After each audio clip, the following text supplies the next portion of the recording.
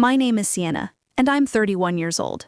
3 weeks ago, my parents uninvited me from my brother's wedding. Not with an apology, not with regret. They laughed while telling me I'd bring down the vibe and that Amber's yoga instructor would be more photogenic in my seat. What they didn't know, what they couldn't have known, was that I had already contributed $10,000 to their wedding. Money they used as the non-refundable venue deposit. Money that was in my name. When I filed a dispute with the bank 4 days before the ceremony, they thought I was being petty.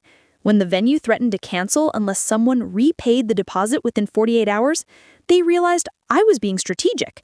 And when I sent a detailed spreadsheet of every dollar I'd loaned my brother over the past 5 years, $23,000 he never repaid to our entire extended family during the wedding ceremony, they understood I was done being the family ATM.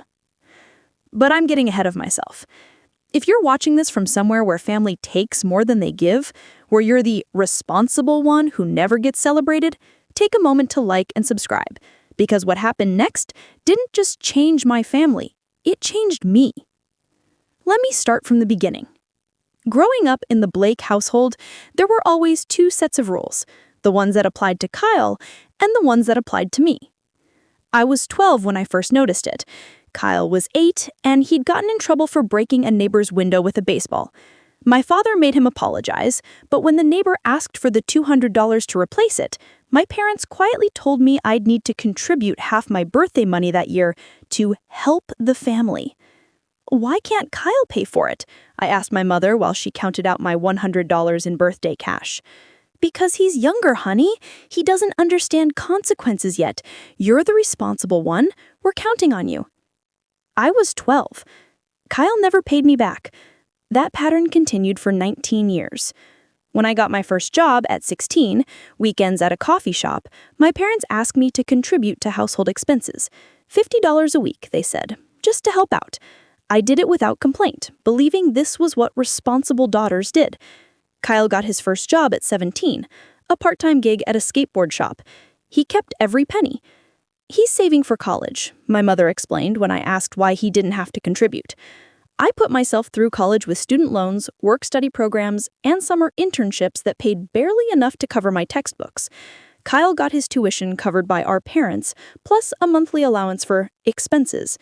When he dropped out after 2 years to find himself, our parents said it was brave. When he cycled through 6 different jobs in 3 years, they called him adventurous.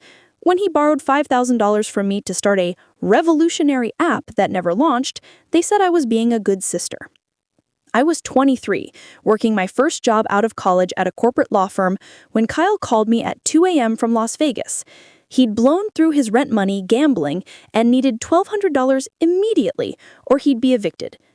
"Please, Sienna," he begged. "I'll pay you back, I swear. I just need to get through this month." I wired the money. He never paid me back. Over the next 5 years, the requests became routine. $300 here for car repairs, $800 there for credit card debt, $4,000 for a cross-country move when another startup opportunity emerged. I kept a mental tally, but I never pushed, because that's what you do when you're the responsible one. You show up, you help, you don't keep score. Until the score becomes so lopsided, you can't ignore it anymore. By the time I was 30, I'd built a solid career as a corporate lawyer specializing in contract disputes. I made good money, had my own apartment in Cambridge, drove a reliable car, and had finally started building savings after paying off my student loans. Kyle, at 27, was still figuring things out. His current venture was as a brand consultant for small businesses, which seemed to involve mostly Instagram posts and occasional meetings at expensive coffee shops. Then he met Amber. Amber was everything Kyle had always been attracted to: beautiful, confident, completely out of his league, and absolutely unconcerned with financial stability. She was an Instagram model with 40,000 followers, most of whom seemed primarily interested in her yoga poses and green smoothie recipes. Kyle was smitten. He proposed after 6 months of dating with a ring that cost, according to him, $8,000. "Where did you get $8,000? I asked when he showed me the engagement photos. "He's been saving," he said, grinning, "and Mom and Dad helped out a bit." What he meant was, I've been not paying you back for years, and our parents gave you money they claimed they didn't have when you needed help with your student loans. But I smiled and congratulated him, because that's what you do when you're the responsible one. The wedding planning began immediately. Amber wanted everything: a waterfront venue, a celebrity photographer, a 7-piece band, designer dress, destination bachelorette party in Tulum. The total budget, according to my mother during one of her excited planning phone calls, was $85,000. Isn't that a bit much? I ventured carefully. Sienna, it's his wedding, my mother said, her tone shifting to defensive. This is a once-in-a-lifetime event. We want it to be perfect. Are you and Dad paying for all of it? A pause. We're covering most of it. We took out a small loan, and we were hoping you might contribute as the older sister. Maybe $10,000? I felt my stomach drop. $10,000? It's not that much when you think about it, my mother said quickly. You make good money now. You don't have kids or mortgage. Kyle and Amber are just starting out. This would really help them begin their marriage on the right foot. In other words, you're successful, so you should subsidize your brother's extravagance. I wanted to say no. Every fiber of my being wanted to say no. But the responsible one doesn't say no. I'll think about it, I said. A week later, after my mother's third call about venue deposits being due, I transferred $10,000 to my parents' account with a note, "For Kyle's wedding venue. Congratulations to them both." My mother called immediately, gushing with gratitude. "You're such a good sister, Sienna. Kyle is so lucky to have you." Kyle never called to thank me. 3 months before the wedding, I received my first hint that something was wrong. I'd been added to the family wedding planning group chat. Me, my parents, Kyle, Amber, and Amber's mother, Patricia. Most of the messages were about cake tastings and flower arrangements, things I had zero input on but was apparently required to witness. Then one day, Amber shared the seating chart. I scrolled through the image, searching for my name. Table 1, immediate family. Table 2, Amber's siblings. Table 3, Kyle's groomsmen and Amber's bridesmaids and close friends. I kept scrolling. Table 18, back corner, near the kitchen door, between the bathrooms. Sienna Blake and guest. Amber's college roommate's boyfriend, someone Kyle had met exactly twice, was at table 5. I took a screenshot and texted Kyle privately. Me. "Hey, I noticed I'm at table 18. Is that right?" Kyle. "Yeah, Amber organized it by a relationship tiers." Me. "I'm your sister." Kyle. "I know, but you're coming solo, and you don't really know anyone in our friend group. We figured you'd be more comfortable in the back." Me. "More comfortable in the back? At your wedding?" Kyle. "Don't make this a thing. It's just a seating chart." I stared at that message for a long time. Don't make this a thing. The same thing he'd said when he never paid back the $5,000. The same thing my mother had said when I asked why I had to contribute to household expenses, but Kyle didn't. Don't make this a thing. I put my phone down and went back to work. 2 weeks before the wedding, my firm's biggest client faced a sudden legal crisis. A supplier had violated a major contract, and we needed to go to trial immediately to prevent millions in losses. The trial was scheduled for the week of Kyle's wedding. I called my mother to explain. "Mom, I have to be in court that Friday. It's a huge case. I can't get out of it." "What about the rehearsal dinner?" "I'll miss the rehearsal dinner, but I'll make the wedding on Saturday. The trial should wrap up by Friday afternoon." Silence. "Mom? Sienna, this is your brother's wedding." "I know, and I'll be there. Just not for the rehearsal." "You're choosing work over family." Again. "I'm not choosing anything. This is my job.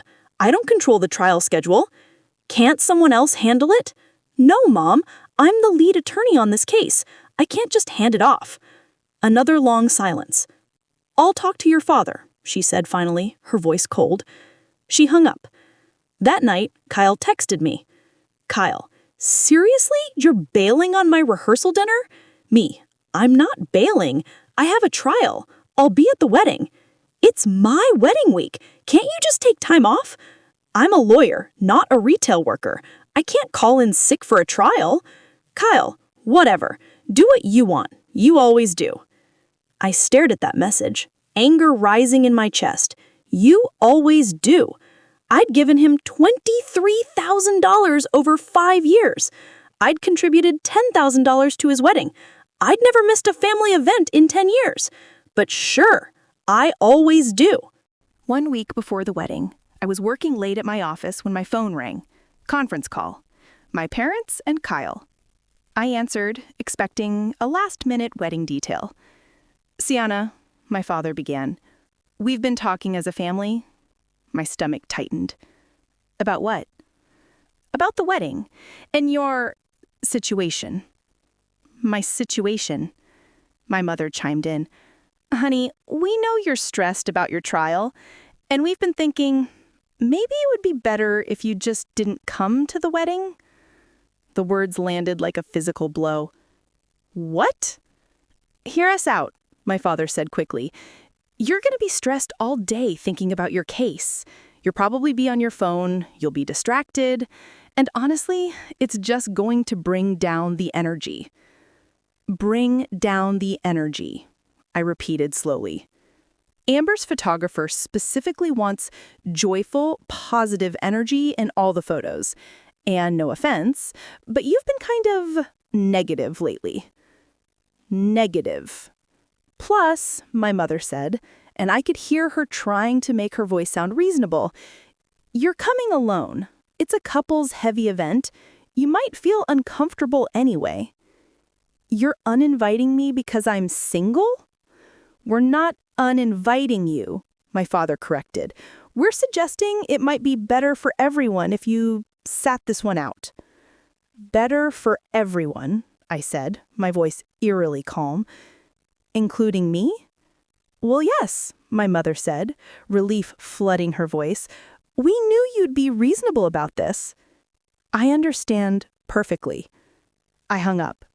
For a long time, I sat in my office staring at the city lights outside my window. Then I opened my banking app. Transaction history. Blake family. $5,000, September 2019, startup costs. Business never launched. $1,200, February 2020, emergency rent, Vegas gambling debt. $3,500, June 2020, car repair, bought new rims instead. $8,000, November 2021, moving costs, cross-country move for failed opportunity. $2,300, March 2022, help me out, unknown purpose. $3,000, August 2023, credit card debt, still carrying balance. Total, $23,000. Plus $10,000, April 2024, wedding venue contribution.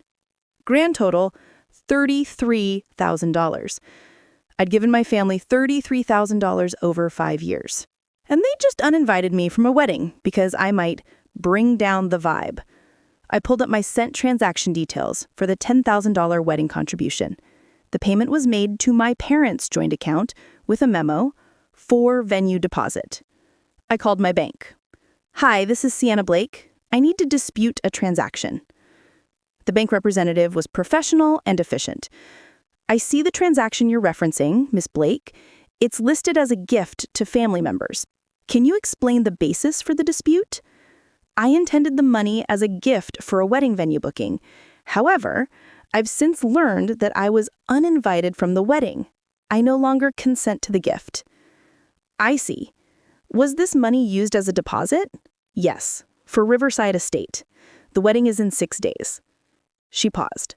Miss Blake, if this money was used as a venue deposit, disputing it will likely cause the venue to cancel the reservation unless the deposit is repaid immediately. I understand. Are you sure you want to proceed? I thought about the $23,000 in unpaid loans. I thought about Table 18. I thought about being told I'd bring down the vibe. I thought about Amber's fucking yoga instructor. Yes, I'm sure. I said, the dispute has been filed. The venue will be notified within 24 hours. Is there anything else I can help you with today? No, thank you. I hung up and opened my laptop.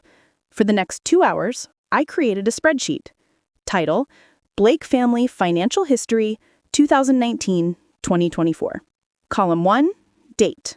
Column 2, amount. Column 3, stated purpose. Column 4, actual purpose, if different. Column 5, repayment status. I included screenshots of Venmo transactions, text message requests, and bank transfers. I noted every time Kyle had promised to pay me back next month. I calculated the total with interest, using a conservative 5% annual rate. Total owing? $28,450. I saved 3 copies, one to my computer, one to a cloud drive, one to a USB drive I locked in my desk. Then I called a lawyer friend, Nina Petrova, who specialized in family law. Nina, hypothetical question. If someone gave me money as a gift under false pretenses, can I get it back? Define false pretenses. They said it was for a wedding I'd be attending. Then they uninvited me from the wedding.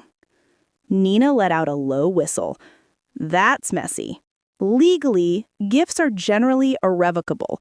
But if you can prove the gift was conditional on your attendance, you might have grounds for recovery. What if the money was used as a business deposit in my name? In your name? As in, you're listed as the payer? Yes. Then you have every right to dispute it. That's not a gift. That's your money used for someone else's contract. Even if I told them it was for the wedding? Sienna, if your name is on the payment and you didn't sign a contract with the venue yourself, you can absolutely dispute it. What happens to their wedding after that is their problem, not yours. I thanked her and hung up. Then I texted my assistant. Can you recommend a good private investigator? I need someone discreet. Everything okay? Just tying up some loose ends. Family stuff. She sent me a name. Frank Torres, former detective, now private investigator. I called him the next morning. Frank Torres had a voice like gravel and the demeanor of someone who'd seen everything twice. "Miss Blake," he said when we met at a coffee shop near my office, "you said this was about family financial irregularities. My brother has borrowed $23,000 from me over 5 years, never repaid any of it. I contributed $10,000 to his wedding and then got uninvited.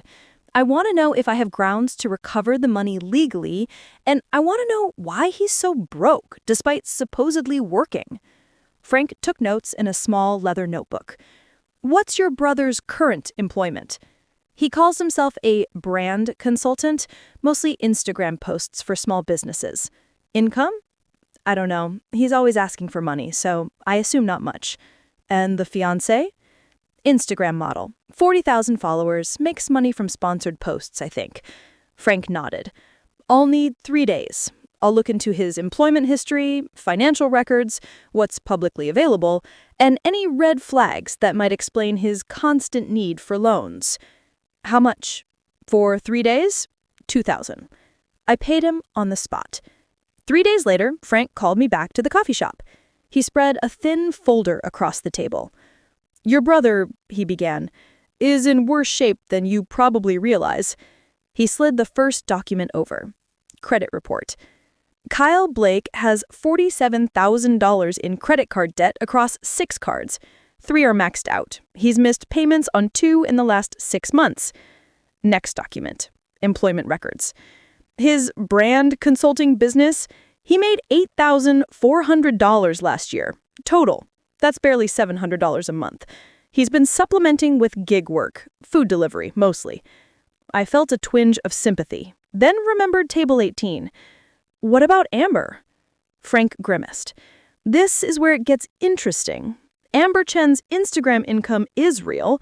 She makes about $3,000 a month from sponsorships. But she also has $31,000 in debt, student loans and credit cards. So they're both broke. Deeply. Which explains the expensive wedding." I looked up sharply. "How does being broke explain an $85,000 wedding?" Frank leaned back. "It doesn't. Unless the plan was never for them to pay for it themselves." He slid another document across. A text message thread, obtained from a mutual friend who thought I should know. Kyle, to friend. I know it's expensive, but my parents are covering most of it, and Sienna is helping with the venue. She makes bank. She won't miss it. Dude, have you asked her? I don't need to ask. She's family. She'll help. What if she doesn't? She will. She always does. I felt something cold settle in my chest. There's one more thing, Frank said quietly. The venue deposit. It's non-refundable. If you successfully dispute that $10,000, they'll have 48 hours to replace it, or the venue cancels the booking. And if they can't replace it, then there's no wedding. I sat with that information for a moment. Do they have the money to replace it? Frank shook his head. Your parents took out a $60,000 personal loan for this wedding. They're tapped out. Kyle and Amber certainly don't have it. Unless they can find someone else to loan them $10,000 in 48 hours, the venue will book it to someone else. I looked at the documents spread across the table. The debt, the entitlement, the assumption that I'd always help because I always had. Thank you, Frank. What are you going to do? I gathered the documents and put them in my bag. I'm going to let the chips fall where they may. The venue contacted my parents at 10 a.m. My mother called me at 10:03 a.m. I didn't answer. She called 6 more times. Then my father called. Then Kyle. At 11:15 a.m., I received a text from my mother. Sienna, the venue says you disputed the deposit payment. Please call us immediately. This is urgent. I didn't respond. At 2 p.m., Kyle called from a number I didn't recognize. I answered. What the F, Sienna? Hello, Kyle. You filed a dispute on the venue deposit? Are you insane? I disputed a charge I didn't authorize. You gave us that money.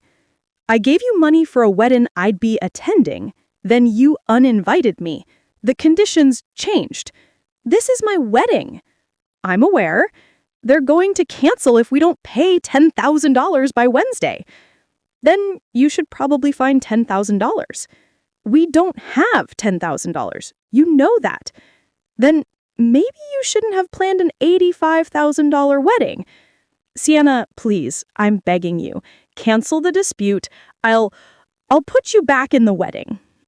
I don't want to be put back in anything. What do you want? Money? I'll pay you back, I swear. You've said that before. This time I mean it.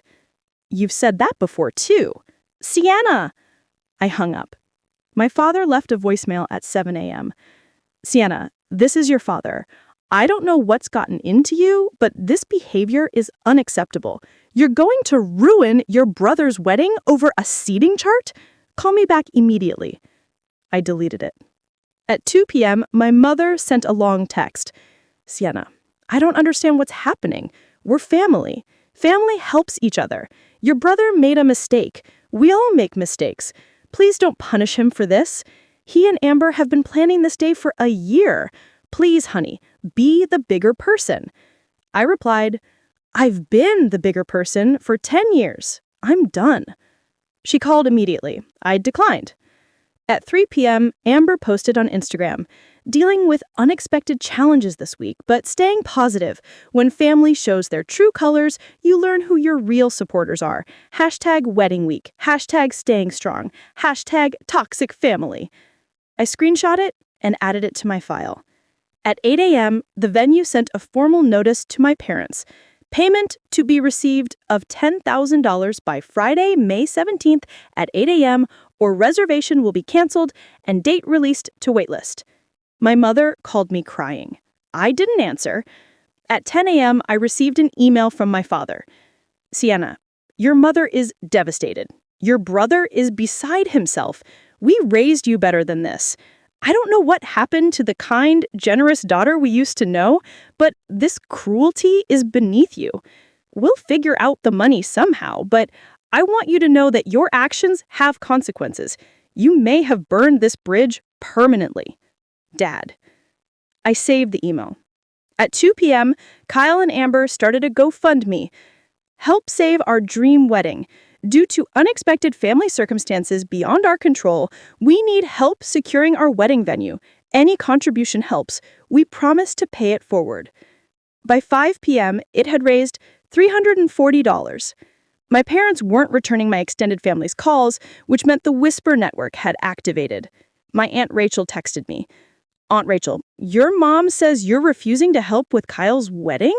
What's going on?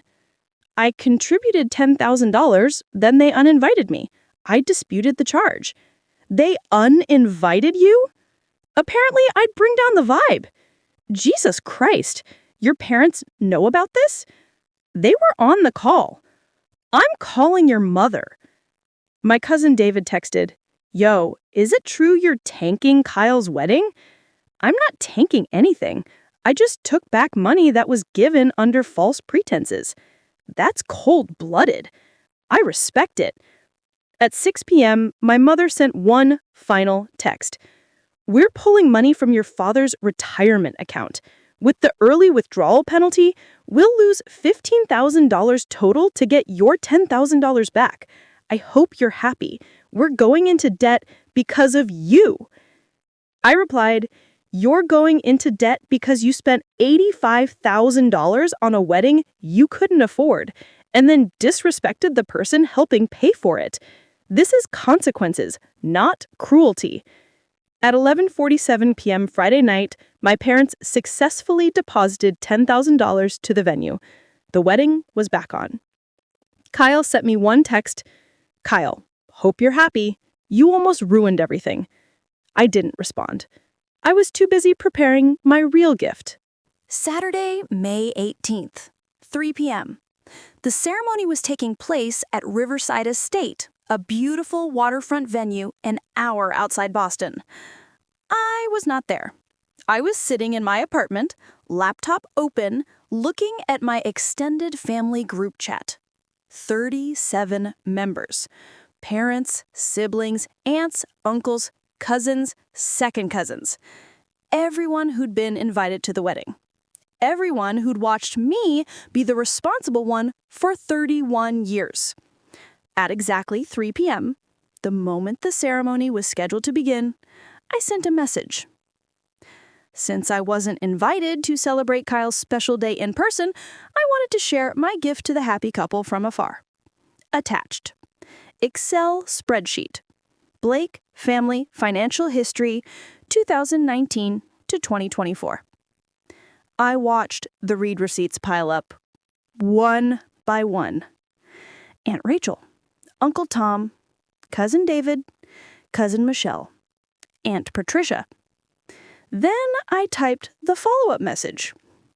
This spreadsheet documents every dollar I've loaned Kyle over the past 5 years, $23,000 total, never repaid, plus my $10,000 contribution to this wedding, which I was later uninvited from because I might bring down the vibe. For context, I was seated at table 18, back corner, near the bathrooms. Amber's yoga instructor got my original seat at table 4. I tried to dispute my $10,000 venue contribution, which nearly caused the wedding to be canceled. My parents withdrew $15,000 from Dad's retirement account with penalties to repay it. So while you're all celebrating today, remember, this wedding cost my parents $85,000 they didn't have, plus $15,000 in retirement penalties. Total, $100,000. Kyle's current credit card debt, $47,000. Amber's debt, $31,000. Kyle's 2023 income, $8,400. Congratulations on your marriage. I hope Amber's yoga instructor enjoys my seat. Consider this my wedding gift to myself, the gift of boundaries. I'll be enjoying the $10,000 I got back. You all enjoy the open bar. I hit send and closed my laptop. My phone exploded. Text after text after text. What the fuck? Holy shit, Sienna. Your parents uninvited you? Wait, you loaned him $23K? I'm at the ceremony right now. People are checking their phones? This is insane. They put you at table 18? Then the family group chat itself erupted. Tom, Linda, what the hell is going on? You uninvited Sienna from Kyle's wedding? After she contributed $10,000? Kyle's been borrowing money from Sienna this whole time. My mother, in the chat. This is not the time or place for this discussion. Actually, it's the perfect time. You're all there celebrating a wedding funded by someone you disrespected. Sienna should be there. My father, in the chat. Sienna made her choice. She chose to humiliate her brother on his wedding day. She chose to set boundaries after years of being used as an ATM. Kyle, in the chat. Sienna, this is my wedding day. I know. That's why I waited until today for maximum impact. Enjoy your photogenic yoga instructor. Then I muted the chat. Meanwhile, at Riverside Estate, according to multiple sources who later filled me in, the ceremony had just finished. Kyle and Amber were walking back down the aisle as husband and wife when phones started buzzing. At first, it was just a few people at the back tables, then more, then entire rows of guests pulling out their phones. By the time Kyle and Amber reached the reception venue for photos, half the guest list had read my spreadsheet. The photographer tried to organize the formal family photos, but the energy was wrong. People kept whispering. My parents looked furious. Kyle kept checking his phone. During the cocktail hour, groups formed. Some defended Kyle and my parents, most didn't. Did you know Sienna loaned him $23,000? I was told, one aunt said loudly. And they seated her at table 18? After she paid for the venue! My parents tried to do damage control, but it was too late. The narrative had shifted. This wasn't Sienna being petty. This was Sienna finally standing up for herself. The reception proceeded, but the mood was off. During dinner, Kyle was photographed by someone at the venue, checking his phone at the head table. His face was red, his jaw clenched. Amber posted nothing on Instagram, a first for any major event in her life. The first dance happened, the cake was cut, the bouquet was tossed, but everyone was talking about the spreadsheet. My Aunt Rachel, bless her heart, apparently made a toast. To family, she said, raising her glass. May we always remember that love is a two-way street, and may we celebrate the people who show up for us, not just the people who show up. My mother started crying, not happy tears. Kyle and Amber had planned a 2-week honeymoon in Bali. They came home after 5 days. According to my cousin David, who heard from a mutual friend, they'd been fighting about money, about my spreadsheet, about the fact that everyone now knew they were broke. Amber apparently hadn't known the full extent of Kyle's debt. She'd assumed my parents were wealthy and generous, not drowning in loans they couldn't afford. The Instagram posts from the truncated honeymoon were sparse and stilted. No captions about married life or adventure with my soulmate. Just generic beach photos with heart emojis. My parents stopped returning most family members' calls.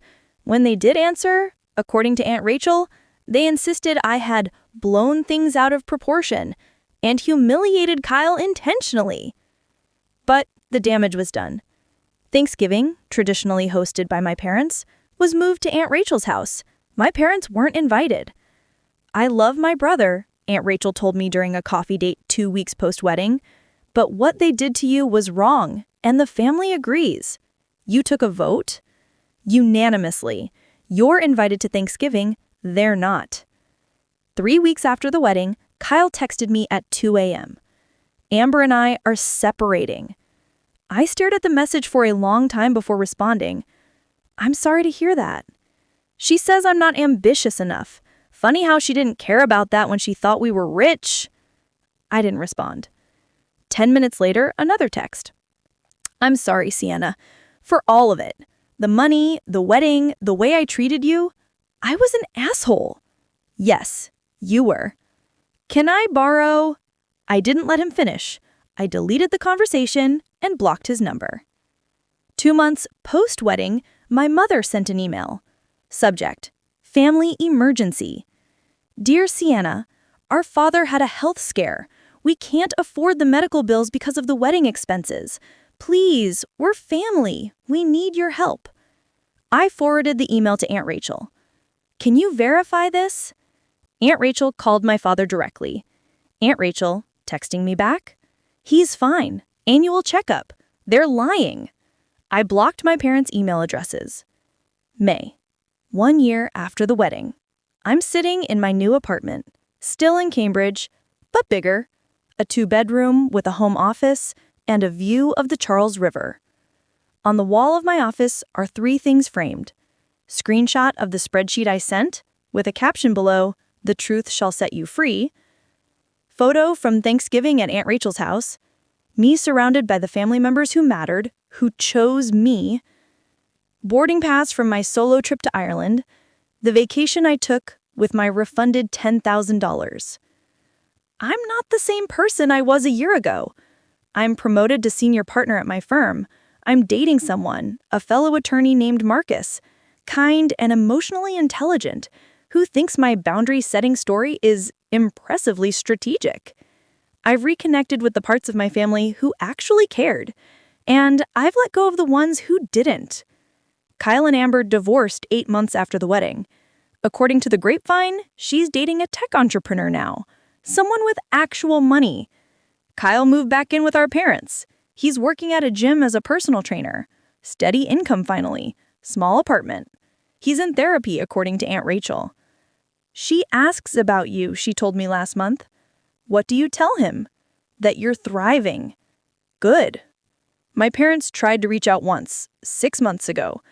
A letter sent through Aunt Rachel because they didn't have my new address. Dear Sienna, we've had time to reflect on what happened. We see now that we treated you unfairly. We were wrong to uninvite you from the wedding. We were wrong to prioritize Kyle's needs over yours for so many years. We're proud of you. We always have been. We just didn't know how to show it. If you're willing, we'd like to rebuild our relationship. Love, Mom and Dad. I read it 3 times. Then I put it in a drawer. Maybe one day I'll respond. Maybe I won't. But I don't owe them forgiveness just because they finally apologized. Last week, I ran into Kyle at a coffee shop. Pure chance. He was ordering when I walked in. He saw me, froze. Sienna. Kyle. Can we talk? I looked at him, really looked at him. He looked older, tired, but maybe clearer too. What do you want to say? I'm sorry for everything. The money, the wedding, the way I treated you.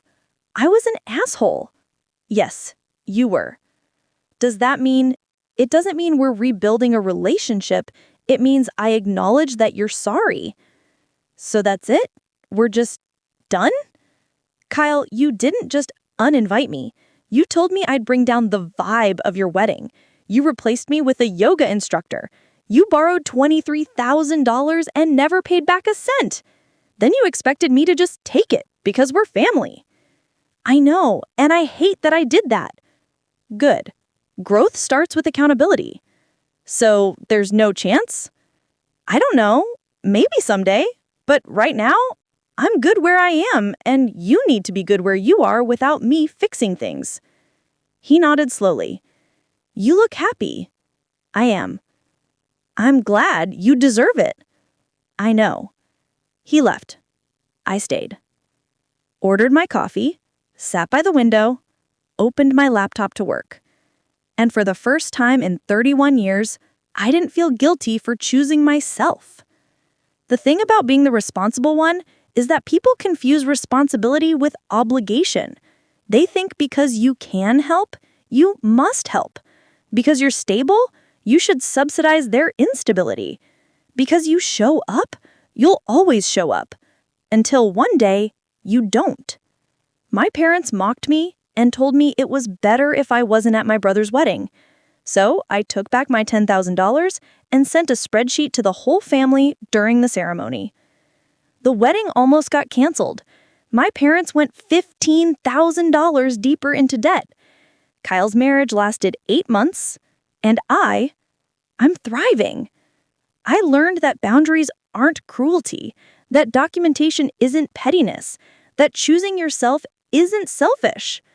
I learned that the people who truly love you will respect your limits, and the ones who didn't were never safe for you to begin with. If you've ever been the sibling who showed up while the other one just showed off, if you've ever been told you're too sensitive when you asked for basic respect, if you've ever funded someone else's dream while your own got dismissed, you know this rage, and you know this relief. My family wanted me to be the quiet, dependable ATM. I chose to be the accountant, with receipts. Would you have pulled the venue deposit? Would you have sent the spreadsheet? Or would you have just stayed home quietly and let them win? Tell me in the comments, because some of you are still showing up for people who wouldn't save you a seat.